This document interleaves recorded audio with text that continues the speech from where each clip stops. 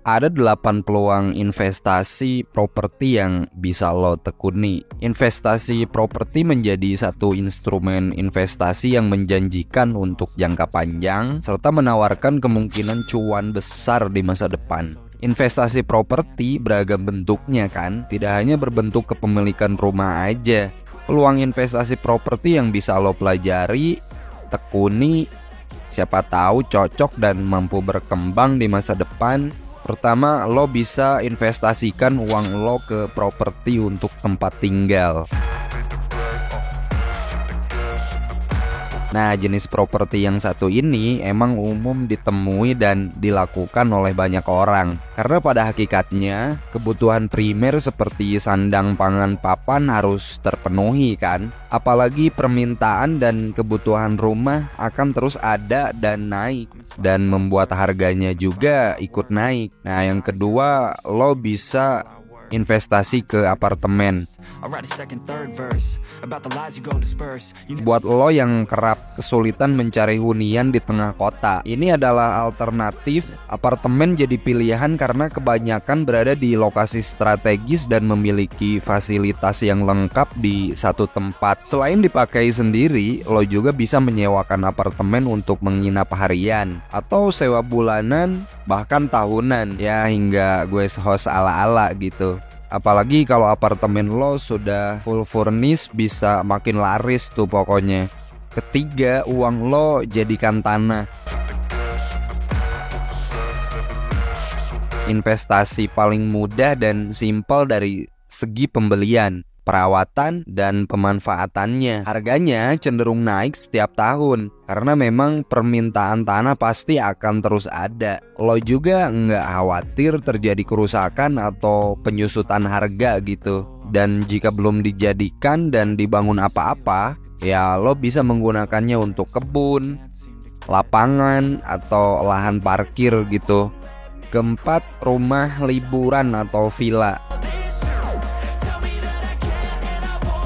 Jika tertarik berinvestasi properti, lo orang bisa mencari properti di daerah wisata yang bisa dikunjungi untuk liburan. Kemudian lo bisa menyewakannya ke wisatawan yang butuh rumah liburan. Tentunya ini bisa menjadi penghasilan ekstra, terutama di musim liburan.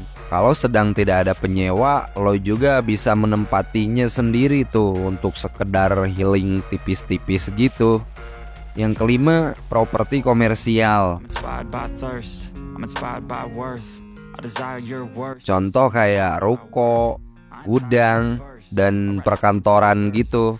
Jika punya modal lebih, lo orang bisa membeli atau membangun sendiri ruko atau gudang tersebut. Kegunaannya sangat multifungsi, bisa untuk perjualan, baik barang dan jasa gitu, maupun digunakan untuk perkantoran. Nah, memiliki properti berupa pergudangan juga menjanjikan karena lo akan berhubungan langsung dari perusahaan yang memiliki bisnis atau B2B. Lo bisa menetapkan nilai sewa yang lebih tinggi daripada menyewakan properti ke konsumen langsung atau B2C. Keenam, properti untuk disewakan. Hampir sama sih seperti rumah liburan atau villa. Namun properti ini lebih menyewakan langsung ke penyewa untuk kegunaan pribadi, seperti kontrakan atau kos-kosan. Jadi juragan kos atau kontrakan ini cuan banget bro. Ketujuh, investasi properti di daerah yang berkembang. Coba lo lirik investasi properti di daerah yang sedang berkembang karena bisa jadi peluang menarik. Biasanya harga properti lebih terjangkau di awal-awal dan nantinya dapat mengalami kenaikan nilai yang signifikan seiring dengan pertumbuhan kota, infrastruktur, dan fasilitas baru di sekitar daerah tersebut. Nah, yang kedelapan, crowdfunding properti. Ini adalah investasi properti berbentuk patungan bersama investor lain untuk membeli sebuah properti. jumlah return yang lo dapat sesuai dengan jumlah modal yang lo storekan. Misalnya, lo ingin investasi dengan membeli rumah seharga 1 miliar rupiah. Nah, lo cukup menyetorkan modal 1% saja atau sekitar 10 juta. Nah, berinvestasi properti memang perlu hati-hati dan penuh pertimbangan matang karena perlu modal besar kan. Beda tujuan keuangan juga, beda jenis properti yang cocok untuk dipilih. Ya, lo sesuaikan aja dengan kondisi keuangan pribadi. Sebelum memulai, ketahui plus minus investasi properti. Ternyata investasi properti memiliki beragam jenis lain. Investasi properti laris diminati karena berbagai alasan, mulai dari nilai properti yang cenderung stabil dan meningkat, dan menjadi strategi untuk mendiversifikasi portofolio. Tujuan utama dalam berinvestasi properti adalah untuk mendapatkan return on investment atau ROI, ya bisa berupa biaya sewa, hasil penjualan di masa depan, atau keduanya.